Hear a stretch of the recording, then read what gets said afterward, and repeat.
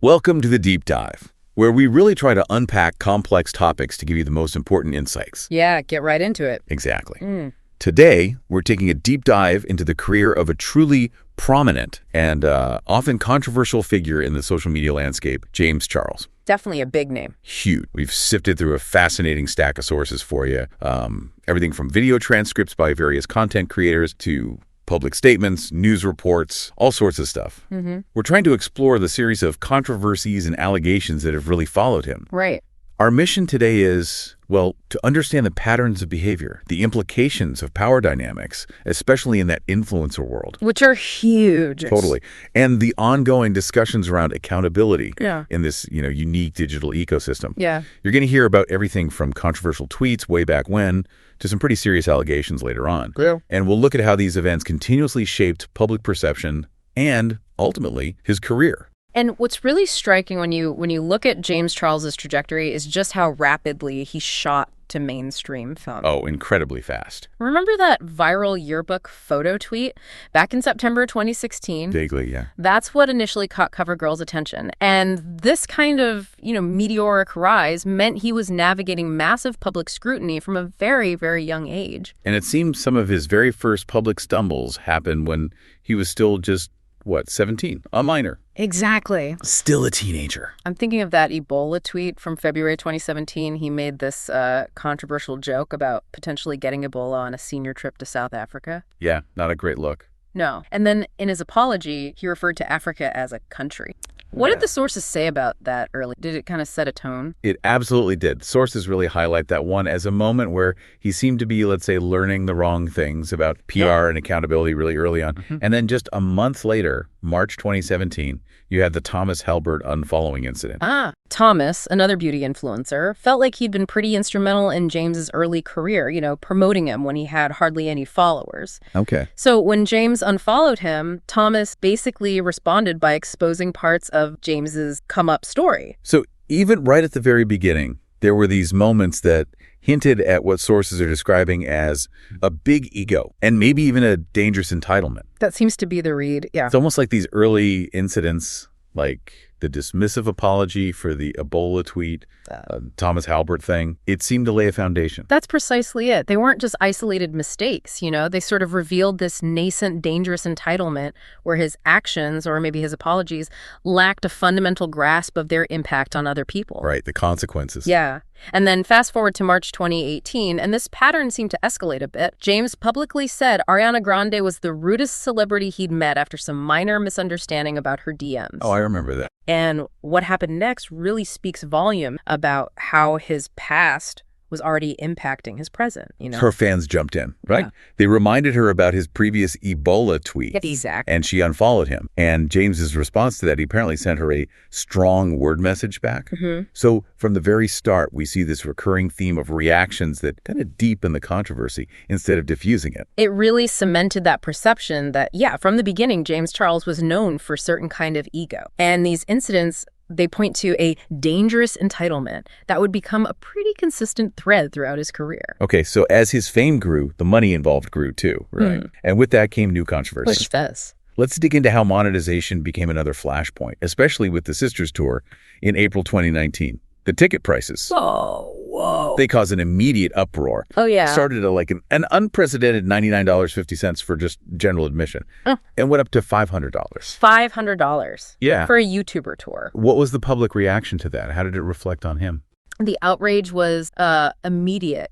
Yeah. Swift. People saw it as him basically extorting his audience and prioritizing the money over affordability. Especially for a young fan base. Exactly. A fan base that includes a lot of young people. So he had to react pretty quickly to the backlash. Prices were adjusted. General admission dropped to like $52.50, and they added a new $99 VIP tier with a meat. Okay, so some changes. Some changes, but those top two tiers, the $250 and the $500 ones, they stayed. It definitely indicated a significant disconnect from his audience's financial realities. Around that same time, April 2019, there was another incident during a collab with Jeff Wittick. James discussed the Kinsey scale. Right. the spectrum of sexual orientation. Yeah. And sources noted he seemed to invalidate the gender identity of trans men by putting them in a separate category from non-trans men. That caused some waves. But to his credit, sources do indicate he quickly apologized for that one, and apparently without making it all about himself. Yeah, that apology was noted as being fairly direct. That moment of humility, though, was pretty swiftly overshadowed by what became maybe his most infamous public drama, the bi-sister fallout with Tati Westbrook in May 2019. Oh boy, yeah. Tati, a veteran beauty YouTuber, and her friendship with James was incredibly close. Like, he called her and her husband mom and dad. Right, they mentored him. Exactly. This was a deep personal connection. Okay, and Tati had her own company, Halo Beauty, selling supplements. Her main competitor was Sugar Bear Hair. So the core of the drama was when James accepted a deal with Sugar Bear Hair for an artist pass at Coachella. Right. And posted an Instagram story ad for them, specifically emphasizing their sleep vitamins, which Halo Beauty didn't even offer. Yeah. How did Tati take that? She felt profoundly hurt. Betrayed, really. Understandably. Her perspective was that James had actually made this deal during weekend 1 of Coachella, which was like 9 days before he posted the ad, not weekend 2, just 2 days before. Okay, so the timing felt calculated to her. Yeah, she felt it was a clear breach of loyalty, and it was kind of fueled by her belief that other creators were maybe using her. Now, it is crucial to note, Tati later clarified her position. Right, she put out another video. Yeah, stating she did not lie in her original video, and importantly, never called James Charles a predator or danger to society. She emphasized the video wasn't really about vitamins, but about poison lies told to her by Jeffree Star and Shane Dawson, who she said manipulated her into making bi-sister by filling her head with lies about James. So that adds another layer entirely. We've gone from early missteps to money controversies, public betrayals.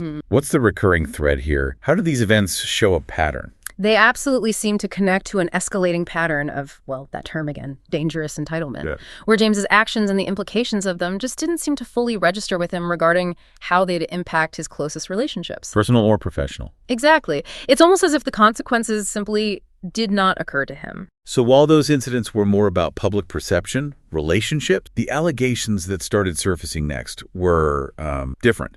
They really exposed a deeper, maybe more troubling pattern involving power imbalances and boundaries. Arguably the most serious claims against him, yeah? Sources really dive into James's profound refusal to understand power dynamic. His enormous platform created this clear imbalance in how fans saw him, interacted with him. Indeed. And it's fascinating because James himself later admitted to having what he called a Hannah Montana double life fantasy. What does that mean? He genuinely believed he could be James Charles, the internet persona, by day, and then just James Dickinson for like intimate interactions at night, completely separate from his celebrity status. Wow. He later called this belief delusional. Okay, and this leads us to what sources describe as an alleged 5-step boundary pushing process. Right. Ask, boundary pressure, maintain, retaliate. So the idea is this is a pattern where James consistently pushes boundaries until he gets what he wants. That's the allegation. And this becomes particularly concerning when you talk about allegations involving minors or underage individuals, which seem to surface repeatedly. That's right. Multiple individuals under 18 came forward alleging inappropriate messages. Sources indicate James often failed to verify ages, even when an age like 16 years old was right there in a social media bio. Yikes. For instance, Isaiah, who was 16, claimed James asked for nudes, said age didn't matter, and even messaged, "I wish the timeline could speed up so you can be 18. Oh, wow. Then there was Life of Ozzy, also 16, who claimed James became flirty, asked for intimate photos, and apparently seemed unconcerned about Ozzy's disclosed anxiety and depression. And then there's the case of Ethan Rhett. He was 14, described as James's first minor accuser. Yeah, though that situation had some complexities. Ethan initially told James he was 17 or 18, but later admitted he was actually 14. Cool. The allegations included James sending booty pics, which made Ethan feel uncomfortable and apparently worried his family's life was in danger. James later posted screenshots claiming Ethan was 18, so it got messy. Suggesting a complex, often confusing dynamic. Beyond age, sources also detail repeated allegations of James attempting to get with straight guys. Right, and trying to convince them they weren't straight, seemingly for his own sexual benefit. There was an example cited of a waiter after a makeout session. Yeah, where James allegedly subtweeted him, posted a vague message online without naming him, and then apparently tried to coerce him in DMs after the waiter said he was dead. Okay, and it doesn't stop there. There are also catfishing claims. Allegations that James catfished as a woman on dating apps like Tinder and Bumble. Really? And some high school classmates also claimed he catfished their soccer team to get pictures, often using photos of himself cross-dressing as female. Wow. Now, it's important to separate that, right? James has also been seen as a positive role model for cross-dressing, which is distinct from these specific catfishing claims. Absolutely, two different things. The role modeling aspect is separate from the alleged deceptive behavior in these claims. Gotcha. And the most recent example of this alleged pattern, the Ricky Murdaugh story. Right. Sources detail James's persistence in contacting Ricky, even when Ricky didn't respond to his DMs. This apparently led James to find a catfish account pretending to be Ricky. Okay. And the claim is that James then used photos from this catfish account to send what was described as a blackmailing message to the real Ricky. That's intense. Yeah. So what this entire segment really underscores is that consistent pattern of alleged boundary pushing and that fundamental refusal to understand power dynamic, ultimately stemming perhaps from that dangerous entitlement we talked about earlier. Okay, so after all of these escalating controversies, serious allegations, where does James Charles stand now? Accountability, public opinion, this unfolding saga. Right. Fast forward to early 2025, there's the Kayla Malik and Evan Johnson controversy. James Charles allegedly sided with Evan Johnson, who Kayla accused of domestic abuse, apparently encouraged Evan to reframe the narrative, minimize the abuse as just clout chasing. And there were also allegations of a sexual or exploitative relationship between James and Evan. Plus, claims that James's team tried to silence someone named Alizi for speaking about it. Wow, okay. And then a different kind of serious issue, an employee lawsuit back in 2021. Yeah, an employee alleged she was overworked, underpaid, and discriminated against. Okay. And was ultimately fired after suffering a head injury because her work wasn't getting done. And then James apparently went on a social media rant accusing her of asking for too much money. Not a great response. After his various sort of breaks or hiatuses, James did make attempts at a comeback. He released a video called An Open Conversation. I remember that. Tried to address his time offline, what he'd learned. But how's that received? Well, some sources perceived it as him arguing technicalities rather than really taking full accountability. And this was then sharply contrasted by his pretty quick return to regular programming like baking cookies right after admitting to serious things. I got called the Cookie Monster era by some, right? That's the term some used, yeah. Consequences have certainly happened, though. YouTube suspended monetization on his channel for a while. They did, and Morphe, the beauty brand, dropped him. Right, but there have been consistent calls from some sources for James Charles to be deplatformed entirely. Yeah, the argument being his continuing this unacceptable behavior and hurting people after promising not to. And the debate definitely continues. Sources acknowledge this ongoing public discussion about his continued presence online. Some feel he still kind of has everything, despite these numerous allegations that paint a very problematic picture. The big question that seems to linger is, has James Charles truly learned, grown, and changed? Or are his efforts at reform maybe just a facade? It highlights the recurring nature of these controversies despite promises of self-improvement. And what really stands out when you lay it all out, like, this is a very consistent pattern, wouldn't you say? Yeah. From those, early missteps with the Ebola tweet, the immediate ego-driven reactions. Right back at the start.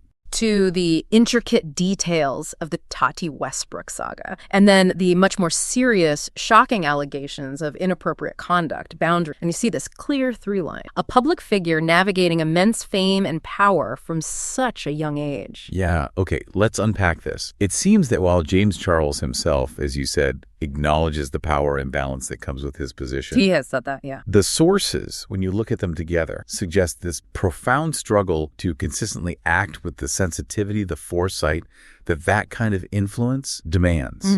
That whole Hannah Montana fantasy idea you mentioned, the alleged 5-step boundary pushing, the challenges in genuinely verifying age, it really highlights a deep disconnect, doesn't it, between maybe his understanding and his actions. Exactly. And if you connect this to the bigger picture, the whole influencer economy, it raises a really important question for all of us, actually. Right. What true responsibility do public figures, especially ones with such young, impressionable fan bases, actually have? Is it really enough to just apologize and promise to change? Or do actions and the consistent patterns they form over time ultimately speak louder? So what's the ultimate takeaway from this deep dive into James Charles for you, the listener? It kind of forces us to ask, right, when does immense early fame, maybe combined with a lack of genuine self-reflection and this seeming inability to grasp the true weight of power, when does that create an environment where accountability becomes almost impossible? And how do we, as an audience, truly distinguish between, say, a PR-driven comeback and genuine, sustained growth. It's tricky. It really is. And that leads us to a final thought, perhaps.